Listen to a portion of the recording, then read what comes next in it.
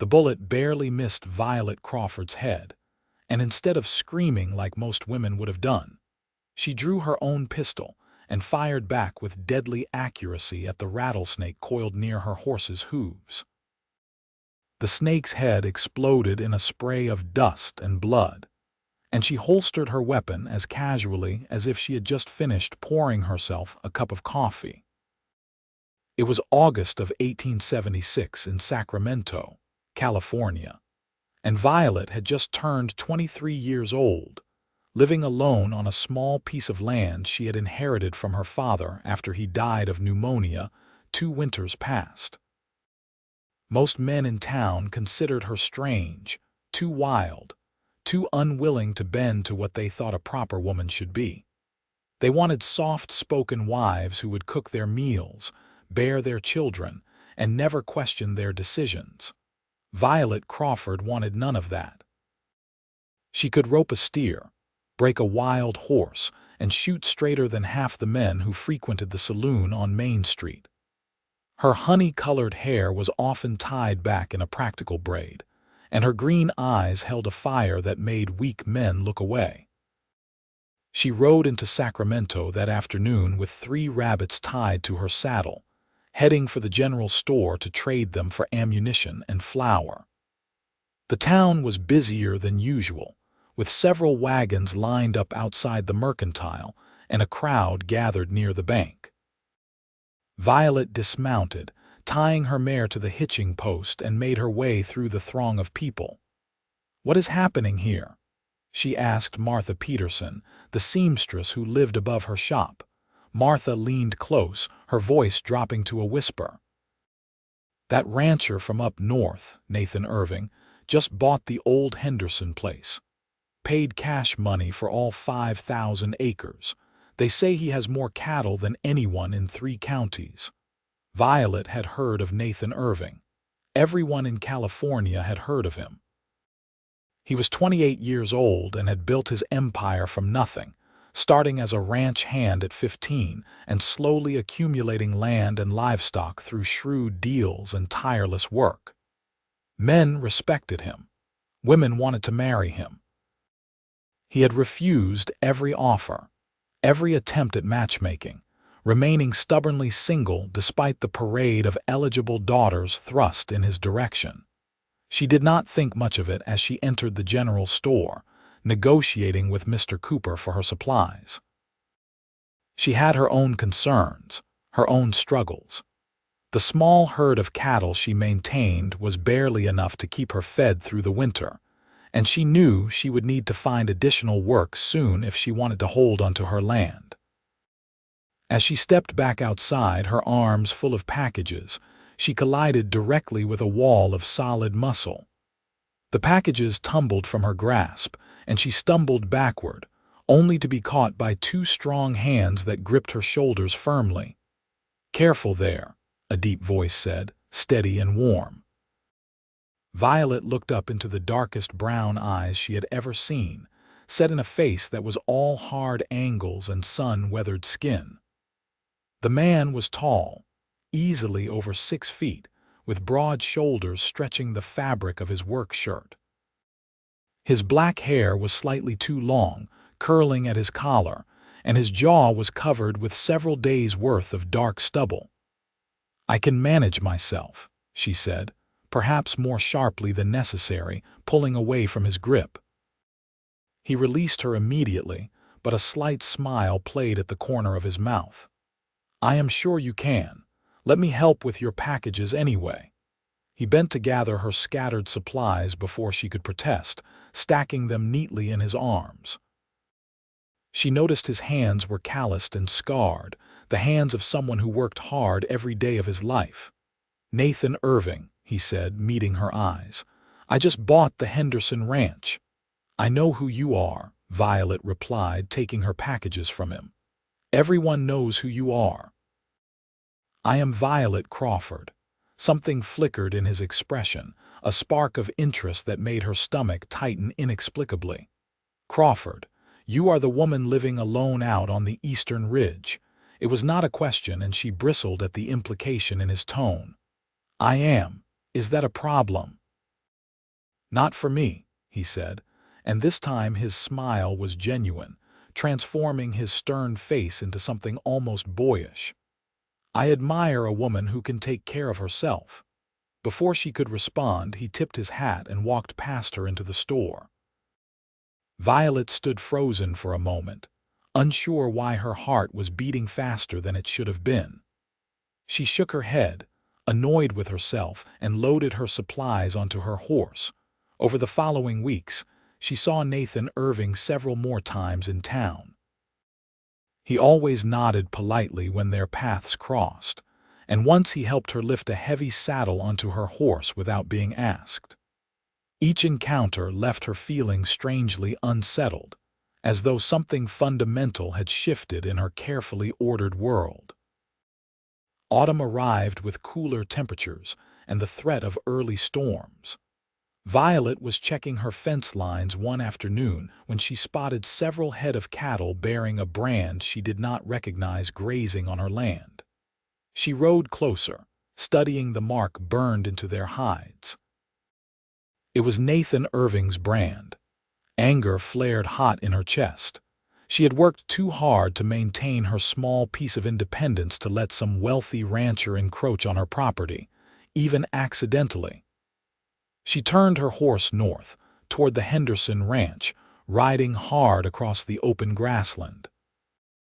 The ranch house came into view after an hour's ride, a sprawling structure that had been expanded significantly since the Hendersons had owned it.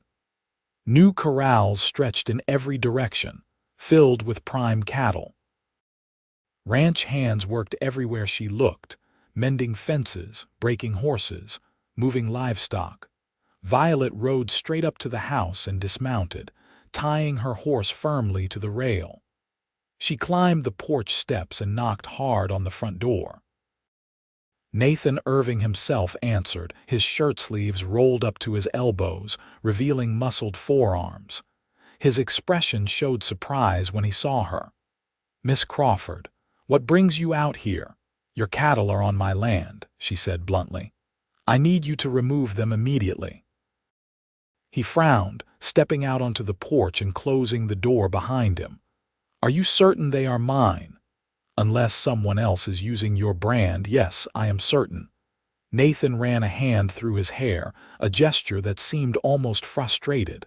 "I apologize. We have been moving herds around, and some of the new hands might not know where the property lines are. I will send men over immediately to round them up." "See that you do," Violet said, turning to leave. "Miss Crawford," he called after her, and she paused at the top of the steps. "Would you join me for supper?" She turned back, certain she had misheard him. "What? Supper?" he repeated, descending the steps until he stood just below her, bringing them nearly eye to eye. "My cook makes excellent beef stew, and it is the least I can offer after my cattle trespassed on your land." Violet knew she should refuse. Accepting would invite complications she did not want or need. But there was something in his eyes, a genuine warmth that made her hesitate. "I am not dressed for supper," she said, gesturing to her worn riding clothes. "Neither am I," Nathan replied, indicating his own work-stained shirt. "It is just a meal between neighbors, nothing fancy." Against her better judgment, she nodded. "Very well." The interior of the ranch house was surprisingly comfortable, furnished with solid, well-made pieces that spoke of quality rather than ostentation. Nathan led her to a dining room where a simple table was already set for one. He called out to someone in the back, and moments later an older Mexican woman appeared, her face breaking into a warm smile when she saw Violet. "Rosa, we have a guest," Nathan said. "Can you set another place?" "Of course, Mr. Nathan," Rosa replied, her English heavily accented but clear. She returned quickly with another plate and silverware, then disappeared into the kitchen. Nathan pulled out a chair for Violet and she sat, feeling oddly out of place. She was used to eating alone, standing over her stove, too tired to bother with proper table settings. "How long have you been working your land alone?" Nathan asked as Rosa brought out bowls of steaming stew and fresh bread. "2 years since my father died," Violet replied, tasting the stew. It was delicious, rich and perfectly seasoned. "He taught me everything he knew before the pneumonia took him. No other family. My mother died when I was young. No siblings. It is just me." Nathan nodded slowly, breaking apart a piece of bread. "That must be difficult." "I manage," she said, a defensive edge creeping into her voice. "I do not need anyone's pity." "I am not offering pity," he replied calmly. "I am offering respect. What you are doing is not easy, especially for someone working alone." Violet studied him across the table, trying to understand what he wanted from her. Most men either dismissed her entirely or viewed her as a challenge to be conquered. Nathan Irving seemed to be neither. "Why did you never marry?" she asked bluntly, then immediately regretted her forwardness. "Forgive me, that was too personal," he smiled slightly. "It is all right. I never found a woman who wanted to be my partner rather than my possession. Most women I have met want security and comfort, which I can provide, but they also want me to make all their decisions for them.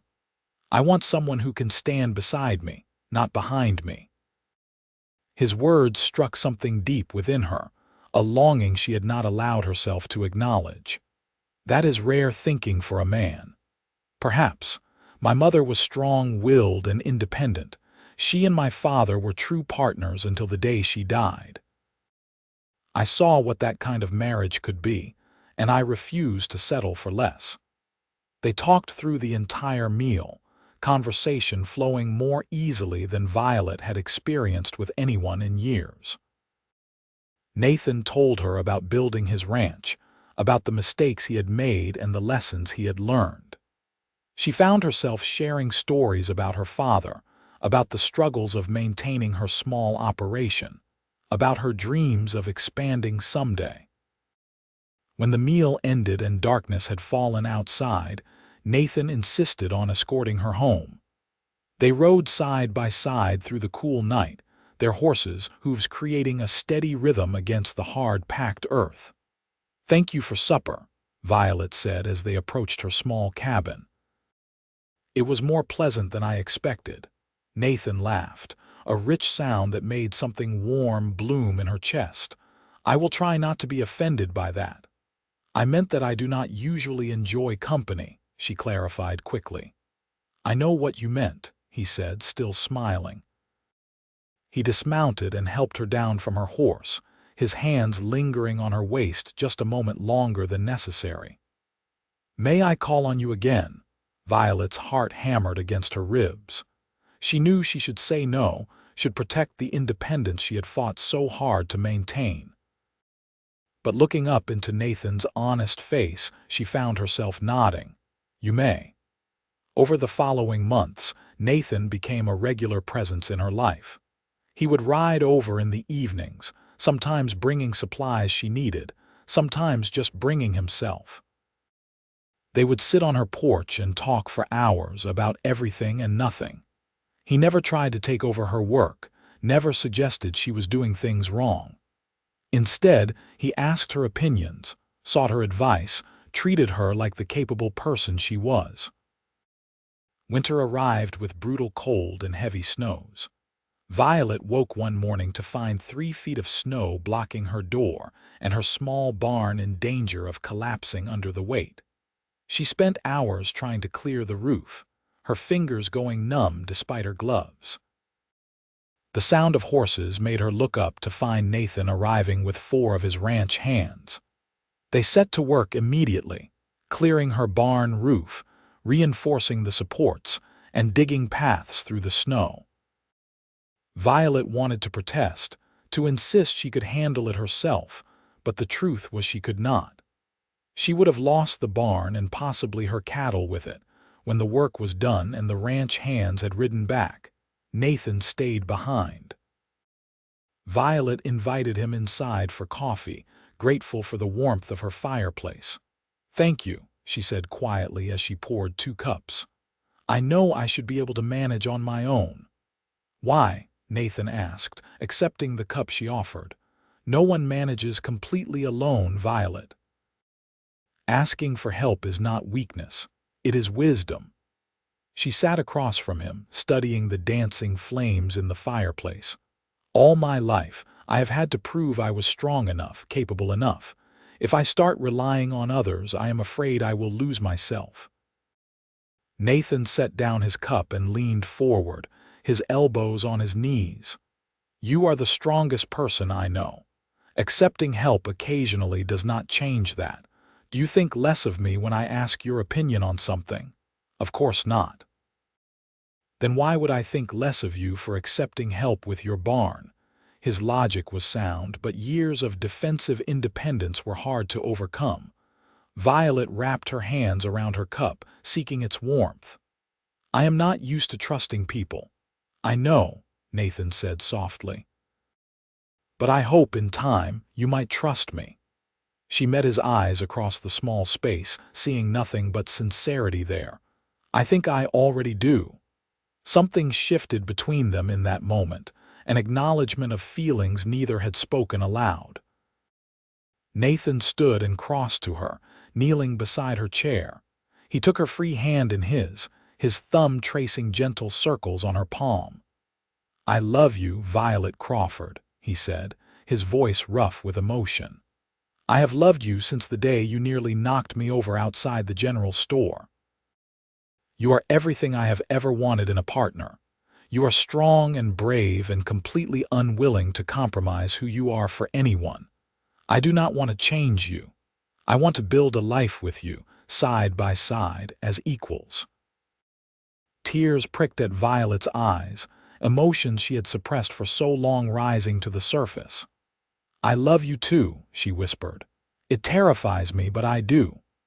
Nathan stood, pulling her to her feet and into his arms. His kiss was gentle at first, tentative, asking permission.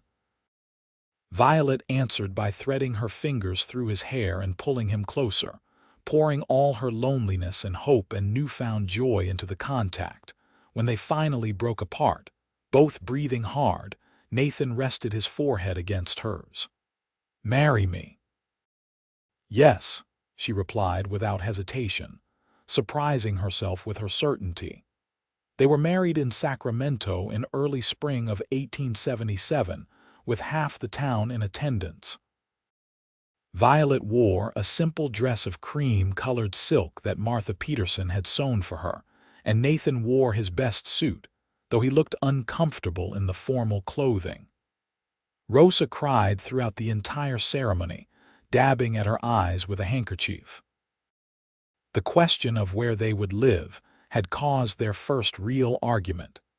Nathan assumed she would move to his ranch, while Violet was unwilling to simply abandon the land her father had left her. They had spent an entire evening debating, voices rising, until Nathan finally proposed a solution that satisfied them both.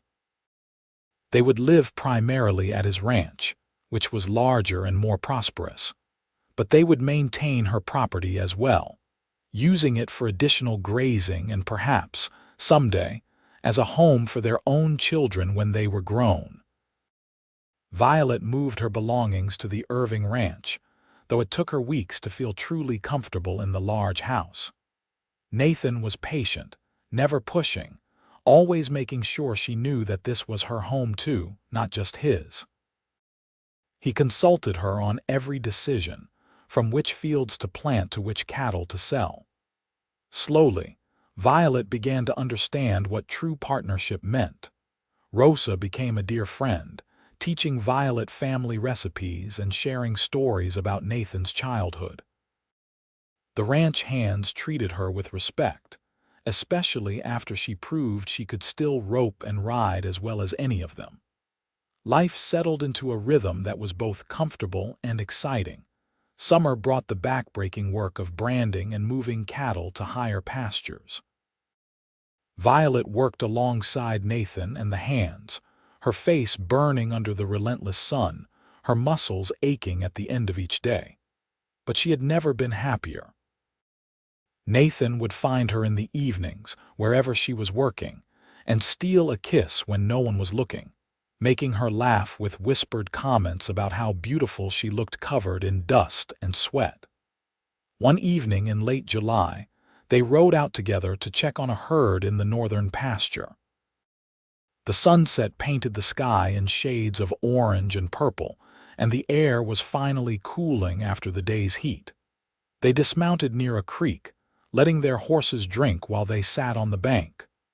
"I have been thinking," Nathan said, pulling Violet close against his side. "We should expand the southern range.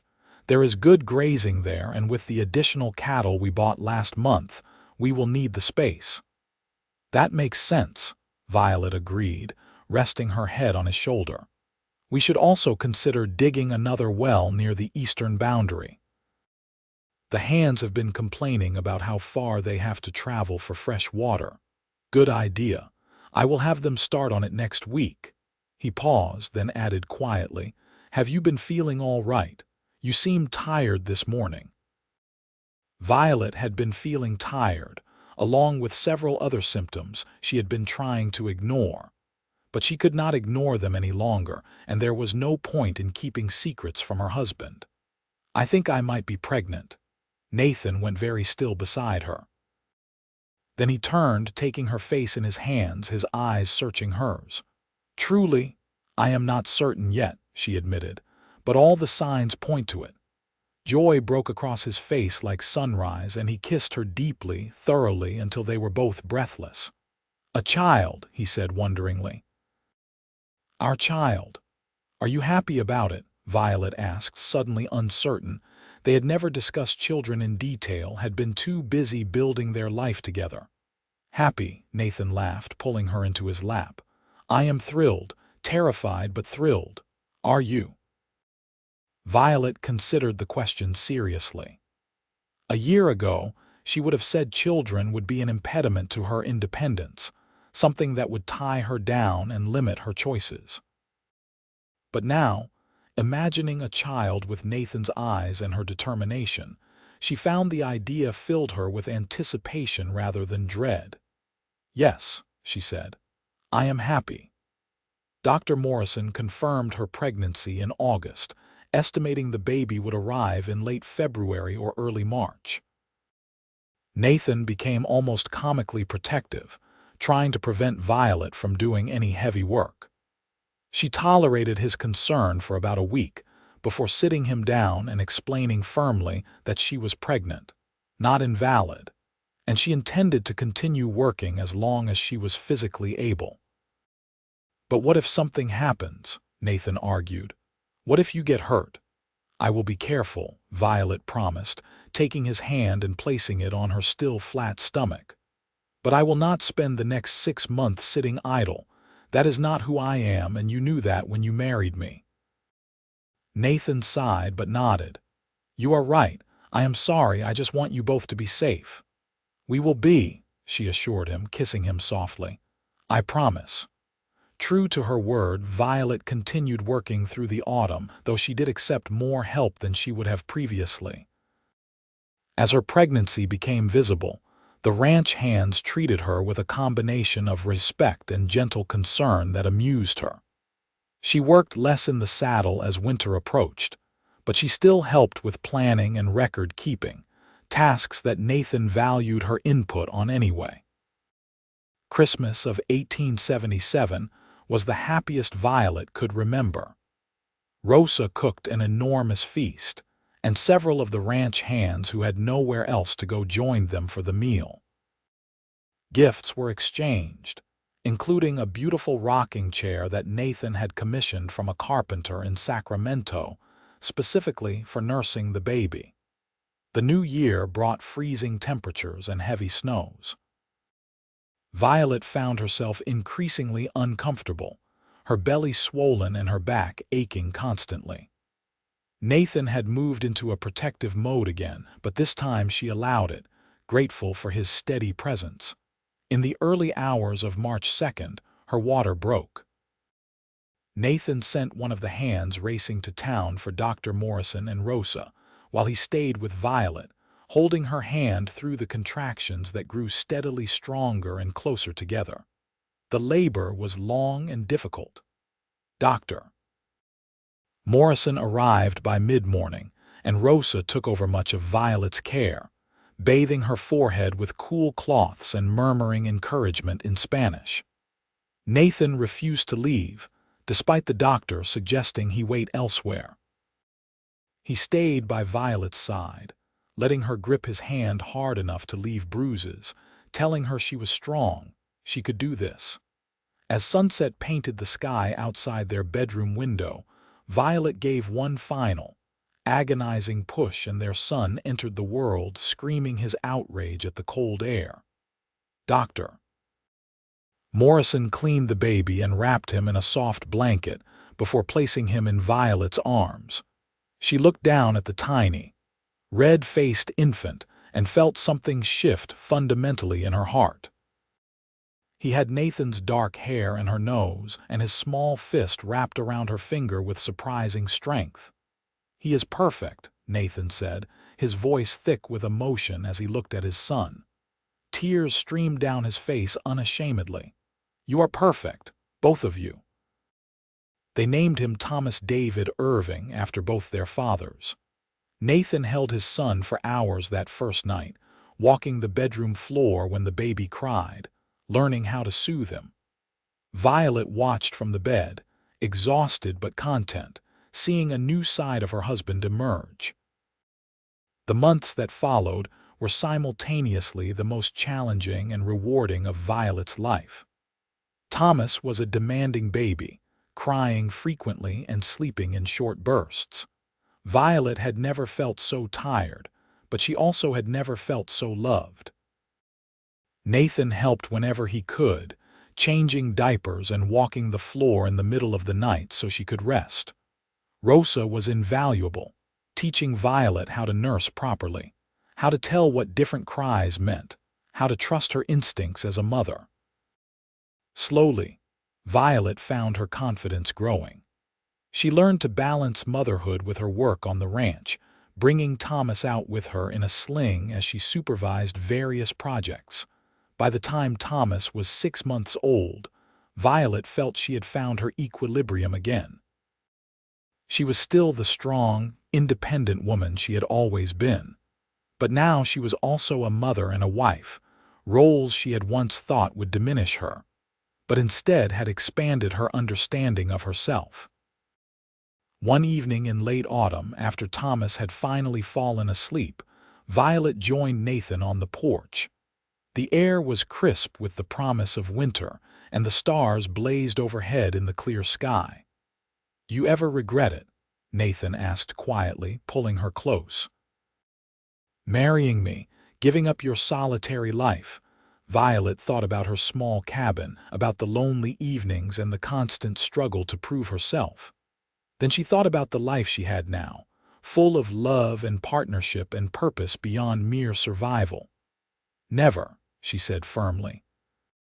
"I thought independence meant being alone, that needing anyone was weakness. But you taught me that real strength is being vulnerable enough to let someone in, to build something together that neither of us could create alone."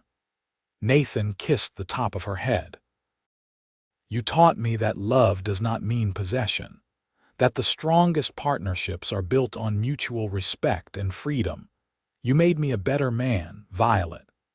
They stood together in comfortable silence, watching the stars wheel overhead, the future stretching before them full of possibility.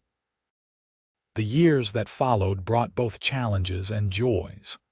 Thomas grew into a strong, curious boy with his mother's fearlessness and his father's steady nature.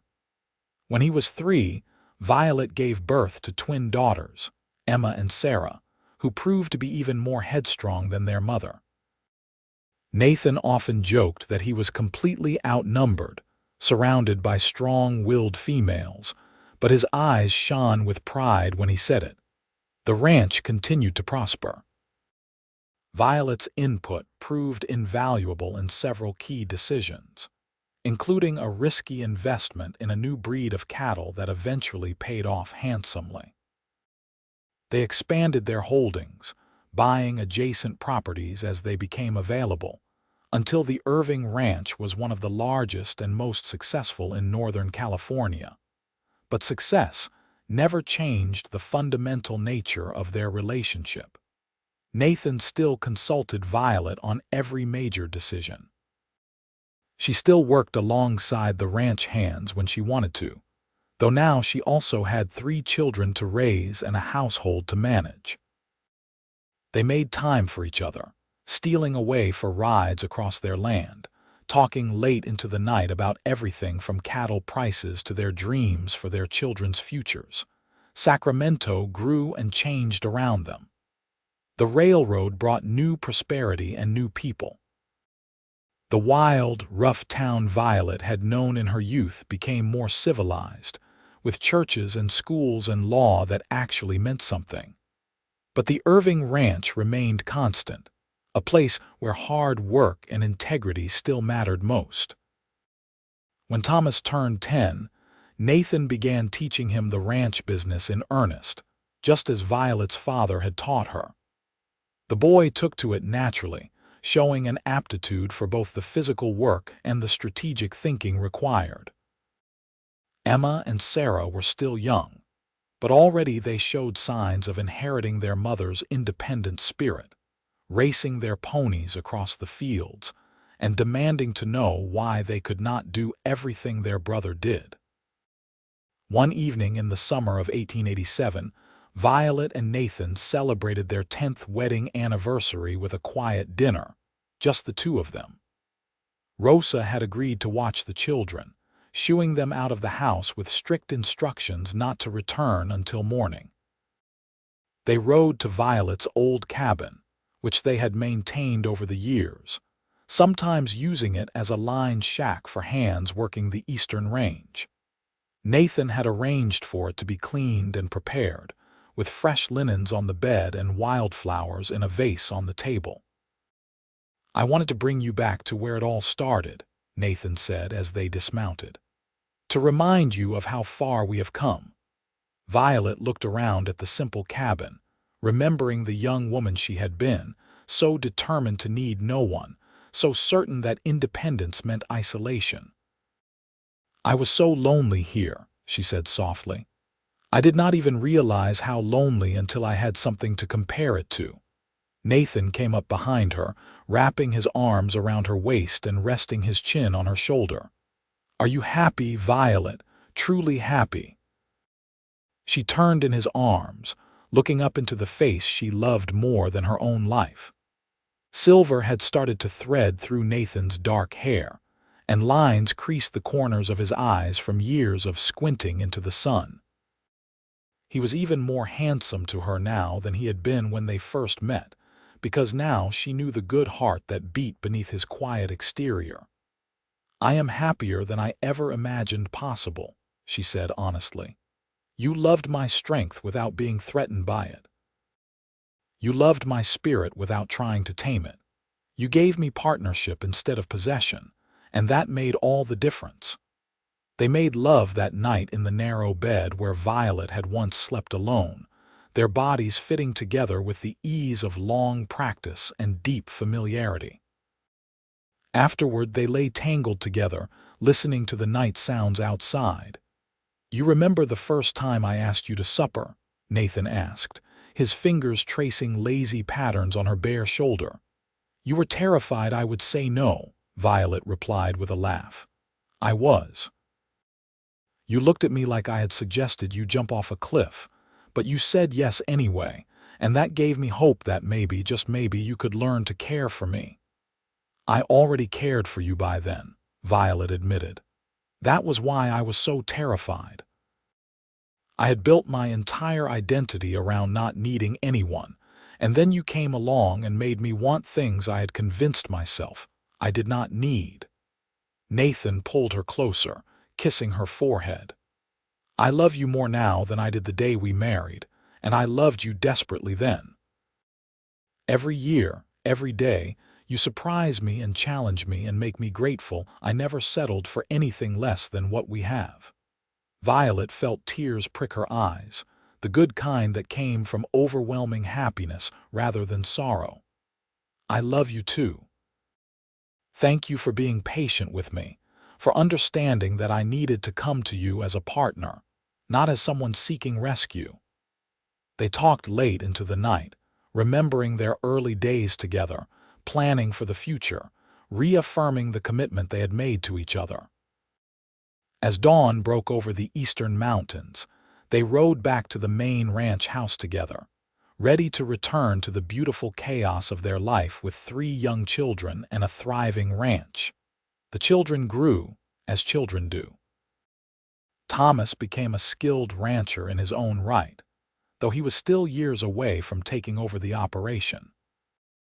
Emma and Sarah proved to be intelligent and determined, and Violet insisted they receive the same education as their brother, hiring a tutor from Sacramento to teach all 3 children reading, writing, mathematics, and history. Nathan supported her decision completely, despite raised eyebrows from some of their neighbors who thought educating girls was a waste of resources. "Our daughters will have choices," he said firmly when questioned. "They will be able to make their own way in the world whether they marry or not." It was exactly the response Violet had hoped for, and she loved him even more for understanding how important it was that their daughters have the independence she had fought so hard to maintain. In the spring of 1890, Violet discovered she was pregnant again. At 37, she was older than she had been with her other pregnancies, and this one proved more difficult. Dr. Morrison, now in his 60s but still sharp as ever, insisted she rest more than she wanted to. Nathan enforced the doctor's orders with gentle firmness, taking over many of the tasks Violet usually handled herself. She chafed at the restrictions but understood they were necessary. This pregnancy felt different, and some instinct told her she needed to be cautious. In November, she gave birth to another son, whom they named Daniel. The labor was shorter than with Thomas but more intense, and Dr. Morrison looked worried several times during the process. But both Violet and the baby came through healthy, much to everyone's relief. Daniel was a quieter baby than Thomas had been, more content to observe the world around him with solemn eyes. As he grew, it became clear he had inherited his mother's sharp mind and his father's steady temperament, a combination that served him well. The older children adored their baby brother. Thomas, now 13, was gentle and protective with the infant. Emma and Sarah, at 7, took their roles as big sisters very seriously, always wanting to help with feeding and changing. Violet watched her family with a contentment that sometimes overwhelmed her. She had come so far from the angry, lonely young woman who had thought strength meant standing alone. Now she understood that real strength was building something lasting with someone you trusted completely, creating a legacy that would outlive both of you. As the 1890s progressed, the Irving Ranch continued to flourish. Nathan and Violet made decisions together, their different perspectives and strengths complementing each other perfectly.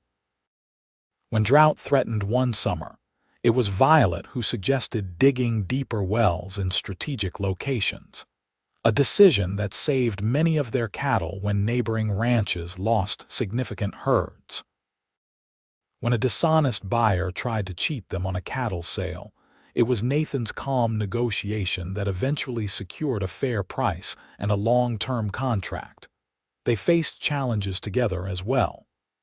In 1893, a financial panic swept the nation, and several ranches near them went under. Nathan and Violet spent long nights reviewing their accounts, making difficult decisions about which expenses to cut and which investments to maintain. Their conservative approach to debt, which Violet had always advocated for, saved them when other ranchers who had overextended themselves lost everything. Through it all, their relationship remained the foundation of everything they built. They still made time to ride together, to talk, to simply be together without children or ranch hands or responsibilities intruding. Nathan still looked at Violet like she was the most beautiful woman in the world, and she still felt her heart skip when he walked into a room. Thomas began courting a young woman from Sacramento when he was 19, a sweet-natured girl named Catherine, who reminded Violet of Martha Peterson. She approved of the match, seeing that Catherine admired Thomas's strength without feeling threatened by it, much as Nathan had loved Violet's independence. Emma and Sarah were growing into beautiful young women, though beauty was far from their only attribute. Emma wanted to be a teacher, inspired by the tutor who had educated her. Sarah was fascinated by medicine, often spending hours with Dr. Morrison when he visited, asking him questions about anatomy and treatment. Daniel, at 5, was already showing signs of the man he would become, thoughtful and observant, kind to animals and smaller children, protective of his sisters. On a cool evening in the autumn of 1895, Violet stood on the porch of the ranch house, watching the sunset paint the sky in brilliant colors. Nathan came up behind her, wrapping his arms around her waist in a gesture that had become as familiar as breathing over their 18 years of marriage. "What are you thinking about?" he asked, resting his chin on her shoulder. "Everything," Violet replied, leaning back against his solid warmth. "Nothing. How strange life is, how it takes you places you never expected to go. Do you mean that in a good way or a bad way?" "The best way," she said, turning in his arms to face him. "When I was young, I thought I knew exactly what I wanted. I was going to be completely independent, needing no one, proving I was just as capable as any man. And I was capable, but I was also alone and stubborn and afraid." Nathan smiled, brushing a strand of hair back from her face. The honey color had started to fade, threads of silver appearing more frequently, but he still looked at her like she was the most precious thing in his world. "You were never afraid of anything." "I was afraid of this," Violet said, gesturing between them. "Afraid of caring for someone so much that losing them would destroy me, afraid of being vulnerable, afraid of discovering that independence and love could not coexist. And now I know I was wrong. You gave me something better than independence. You gave me partnership. You loved my strength but never asked me to be strong all the time. You gave me space to be vulnerable, to ask for help, to admit when I was scared or uncertain. And somehow, that made me stronger than I ever was alone." Nathan pulled her close, and she rested her head on his chest, listening to the steady beat of his heart. "You made me better too," he said quietly. "You challenged me to see beyond what I thought I wanted to what I actually needed. You taught me that a real partnership means two people standing side by side, both strong, both valued, both essential." They stood together as darkness fell, the sounds of their children's laughter drifting from inside the house, the cattle lowing softly in the distance, the ranch settling into its nighttime rhythms around them. "Thank you," Violet whispered. "For what?" "For seeing me. The real me, not the woman I pretended to be or the woman others wanted me to become. For loving exactly who I was and helping me become who I was meant to be." Nathan kissed her then, deep and sweet, a kiss that held 18 years of partnership and passion and profound understanding. When they finally broke apart, both were smiling. "Come inside," Nathan said, taking her hand. "Rosa made that apple pie you love, and the children are probably wondering where we disappeared to." Violet let him lead her into the warmth and light of their home, surrounded by the family they had built together, the legacy of their love. She had thought independence was the greatest achievement possible, the ultimate goal. But she had learned something far more valuable in the years since Nathan Irving had caught her when she stumbled outside the general store in Sacramento. True strength was not standing alone. True strength was choosing to stand with someone, building something together that neither could have created separately. True strength was being vulnerable enough to love deeply, to trust completely, to share both burdens and joys with another person. And true independence was not about needing no one. It was about choosing freely who to share your life with, who to trust with your heart, who to build a future alongside. Violet had been too independent for most men, men who wanted wives they could control, mold, possess. But Nathan Irving had loved her strength and her spirit, had valued her exactly as she was, had offered partnership instead of possession. And in accepting his love, in choosing to build a life with him, she had not lost her independence. She had transformed it into something far more valuable. As they entered the house, surrounded by the warmth of family and home, Violet thought about the young woman she had been, alone in her cabin, convinced that strength meant isolation. If she could speak to that woman now, she would tell her that the greatest adventure, the deepest fulfillment, the truest strength comes not from standing alone but from choosing wisely who to stand with. The years continued to pass, bringing both joys and sorrows as all years do. Dr. Morrison died in 1897, peacefully in his sleep, and both Violet and Nathan mourned the loss of their friend. Rosa's health began to decline, though she stubbornly refused to retire, insisting the kitchen was her domain until her dying day. Thomas married Catherine in 1898, a beautiful ceremony held at the ranch with half of Sacramento in attendance. Violet cried throughout the vows, remembering her own wedding, grateful that her son had found the same kind of partnership she and Nathan shared. Emma left for San Francisco in 1899 to attend a teacher's college, one of the first in California to accept women. Sarah, not to be outdone, began apprenticing with the new doctor in Sacramento, a progressive man who believed women could be just as capable in medicine as men. Daniel, at 9, showed signs of becoming the rancher his father and brother were, though he also had a talent for drawing that Violet encouraged, making sure he had paper and pencils whenever he wanted them.